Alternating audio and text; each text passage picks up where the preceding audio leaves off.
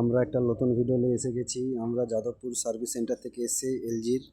আমরা এখন টালিগঞ্জে যাব একটা নতুন এসি লাগাতে। তো এখন আমরা কাস্টমারের বাড়ির নিচে আছি।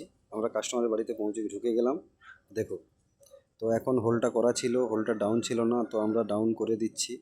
তো ডাউন করে মেশিনটা ইনডোরটা এখানে বসবে, আমরা এখানে আউটডোর বসবে।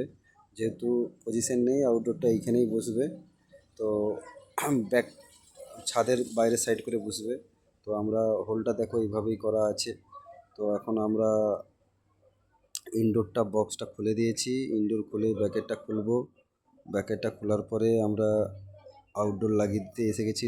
আউটডোর লাগানো হয়ে গেছে, পাইপ লাইনও ডালা হয়ে গেছে। তো এখন আমরা আউটডোর মেশিনটা ফিটিং করে দিয়েছি। তো নাট বল্টু সব টাইটও হয়ে গেছে। দেখো আমাদের পাইপ লাইনও হয়ে গেছে। তো এখন আমরা গ্যাস ছাড়বো ভ্যাকুম করে। তো এই দেখো জলের লাইনও ছাড়া হয়ে গেছে। তো এখন আমরা মেশিনটা চালু করে দিয়েছি টেস্ট রানে। টেস্ট রানে 18 মিনিট চলবে। যদি কিছু প্রবলেম থাকে কোড এসে যাবে। তো দেখুন, আমাদের ভিডিও যদি ভালো লাগে সাবস্ক্রাইব করবেন।